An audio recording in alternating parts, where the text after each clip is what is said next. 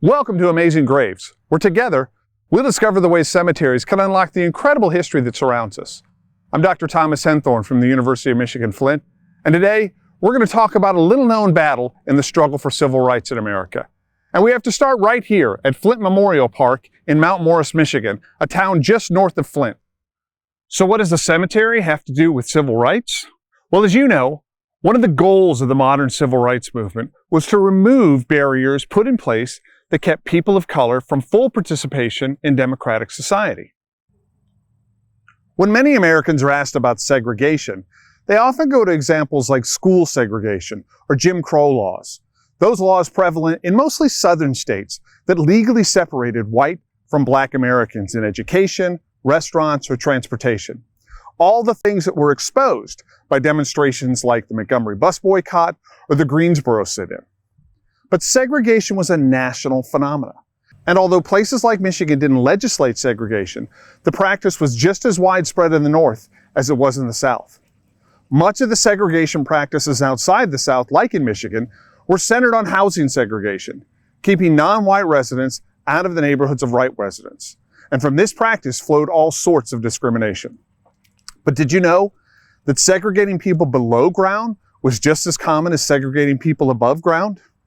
That's a powerful reminder that no matter what form segregation took, it served one purpose. It was a message to those in power, to the powerless, of who was in charge and who was subordinate. And that's what brings us to the grave of Rosalie Spencer. She was a key figure in the battle to end the practice of segregating the interred in American cemeteries. First, let's take a quick look at the practice of segregated cemeteries. The practice of segregating peoples of European and African descent in burial places predates the New World. In the colonies, segregated graves first took the form of segregating people within burial grounds.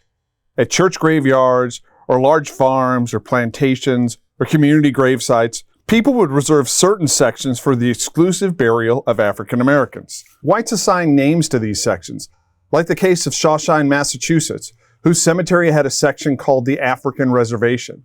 But often they just had names like Burial Ground for Negroes or colored sections. The graves of blacks in these cemeteries were purposely relegated to obscure sections of the back or the edge of the cemetery in the same way that a special pauper or criminal section existed. Black Americans were not the only ones to face discrimination after death. Indian graves were also isolated to corners of the new burial grounds. In fact, it was common practice to identify the race or ethnicity of non-whites in many colonial cemeteries. A woman named Molly Mohawk, for example, buried in South Windsor, Connecticut near Hartford, has the word squaw included on her headstone, along with all the usual vital statistics. So from the beginning of European settlement, when immigrants brought with them burial practices to the New World, social practices of race, just like religion, class, age, and gender, is reflected in the topography of cemeteries. Since these distinctions were reinforced by law and institutionalized, the practice persisted for centuries. It wasn't until the middle of the 20th century, when Americans began to challenge the racial mores of segregation and other aspects of American life, did we see the challenges to the practice of segregation below ground as well. Some of the most well-known challenges to this rule of segregating people below ground were veteran burials. In January 1952, 19-year-old Thomas Reed had been killed in Korea, but his body lay unburied for 6 weeks because of the practice of Greenwood Memorial Park in Phoenix, Arizona. Greenwood only allowed white burials, but was willing to concede if the family got petition letters from 3 veterans groups stating to the character and military service of Reed. The local American Legion, Veterans of Foreign Wars, and Disabled Vets of America refused to accommodate, but they did give the incident plenty of press coverage. So Greenwood conceded and buried Reed without letters. In 1960, the burial of a World War I veteran named George Vincent Nash was stopped at Whitechapel Cemetery in Troy, Michigan, which had the policy that people must be 75% Caucasian for burial there. Nash, a Native American, purchased the plot in 1949 with no protest, and his wife, also Native American, had been buried without issue 6 years earlier. Now, Nash had already been lowered in the ground before his funeral was stopped, but the folks at Whitechapel insisted. The incident received national attention when the American Legion stepped in and purchased plots for Nash and his wife in Perry Mont Cemetery in Pontiac. More than 300 people were there when he was finally buried with military honors. These types of objections to established racist policies were occurring at the same time Americans were protesting school segregation, political disfranchisement, redlining neighborhoods, and a host of other injustices as part of the modern civil rights movement. So it's important to see this as part of that larger story. Of course, we know the civil rights movement was fought on the streets by protesters, in the legislatures with new policies, and in the courts. And that brings us back to Miss Spencer. Just like other cities, the practice of segregating the dead based on race was a common practice in Flint, Michigan. In 1923, when the city of Flint opened a new memorial park on the outskirts of the city, they set up separate sections for white and black burial. Here you can see the map that specifies sections for infants and adults that are further segregated by race. When developers opened Sunset Hills Cemetery along Flushing Road outside the city of Flint in 1926, they opened a separate section called River Rest, which is where black residents were allowed to bury family members. Just next door at the Catholic cemetery, segregation below ground reflected the same practices within the church above ground. New Calvary Catholic Cemetery is organized by parish, with members of St. Agnes in one section and St. Matthew's in another section, and so on. Since segregating black residents relied on restricting their access to neighborhoods, territorial parishes, like Sacred Heart, has a higher number of African Americans interred there. Added to that was the practice of establishing separate churches for African American Catholics. So there's also a section for Christ the King, a parish founded specifically for the worship of African Americans. So the Catholic Church's acceptance of segregation above ground is reflected in the sacred landscape of their cemeteries. In some instances, when African Americans faced discrimination, they responded by creating safe spaces for Black Americans to flourish.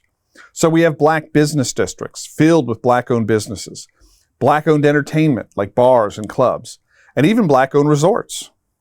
They also created Black-owned cemeteries. In Flint, Michigan, a group of African American middle-class investors created Lovedale Memorial Cemetery, also known as Peace Memory Gardens, in Burton, Michigan, a small suburban city in 1957. And this is where we get to talk about Rosalie Spencer again. Rosalie Spencer was born in rural Georgia, southeast of Columbus in 1892, where she lived with her grandparents until she married her husband Merrill around 1910. She and Merrill moved to Michigan in 1946 as part of the second great migration of African Americans from southern states to northern cities after World War II. Like many migrants, the Spencers were attracted to the industrial jobs that were plentiful in the post-war economy. In fact, her husband was employed at Buick for most of the time that he lived in Flint. Rosa's family buried her here in Lovedale Memorial Cemetery. Now, the family owned plots in Flint Memorial Park. But in 1963, like many cemeteries in Flint, Flint Memorial Park did not allow African American interments anywhere in the cemetery. Rosa's son, J. Merrill Spencer, who owned a successful funeral home in Flint, filed suit in circuit court against Flint Memorial Park. The key issues in the case was that Flint Memorial Park was denying Rosa Spencer equal protection under the 14th Amendment to the United States Constitution. The language of the contract read, "In no instance shall the cemetery be utilized for the burial of dead bodies of other than the human race and of the Caucasian race or of the ashes thereof." Okay, so here's where it gets a little complicated.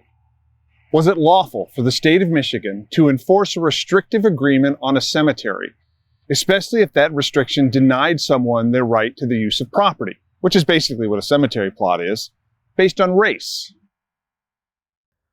So the case meandered through the court process when it reached Stuart Newblott's Seventh Circuit Court. Now, the significance of the case and its connection to the current struggle over civil rights was obvious. Newblott said, "In a sense, it seems highly grotesque to spend such time and legal effort in considering the rights of dead soulless bodies when we have not, as a society, yet secured full rights for the living." In case after case, the court upheld the rights of the plaintiff, Spencer, but Flint Memorial Park continued to appeal the decision. Now, Congress had outlawed state enforcement of segregation, and the U.S. Supreme Court had several rulings specifically about racial restrictive covenants. Those clauses put in deeds that allowed only whites to buy and sell properties in certain neighborhoods. In fact, it was these types of cases that the courts in Michigan used as precedents for considering the Spencer suit. The defendants, the cemetery, claimed that this was a private contract, and that didn't fall under the laws or the court decisions. This is a private matter, and the state really didn't have any business poking its nose in. Now, the courts partially agreed, but the main problem was enforcement. Where do people turn to enforce agreements when only one party doesn't agree to terms? Agreeing to a contract, according to the court, was voluntary, meaning that contracts relied on both parties to agree to do the things in the agreement. The state really shouldn't interfere with voluntary agreements, they said. But according to decades of contract law, parties have a recourse when somebody wants to violate an agreement: the courts, which means the state. The Michigan Court of Appeals agreed with earlier court rulings that judicial action enforcing private discriminatory agreements is a state action, and therefore within the 14th Amendment's field of operation. So on September 13, 1966, they ruled in favor of Spencer. And when the Michigan Supreme Court denied hearing the case a few months later, the defendants ran out of options and had to permit Spencer's burial. So on Monday, December 5th, family gathered at this gravesite at Flint Memorial Park for a small ceremony conducted by Spencer's pastor, Reverend Grady Bennett. Rosa's husband was buried next to her 2 years later. Once news of the decision became public, however, it had a cascading effect on cemeteries around Flint and across the state. In Flint alone, local cemeteries reported that they were striking the clause from its new contracts and would abide by the court rulings. In the battle over civil rights, Flint's often overshadowed by its larger neighbor to the south, Detroit. But it's important to remember that the same issues of injustice in cities across the U.S. were just as prevalent in Flint, Michigan. Flint had housing discrimination, job discrimination, school children were carefully segregated, and of course, they even kept the dead separated by race. Like many aspects of American life, the legacy of segregation persists and is evident in the landscape today.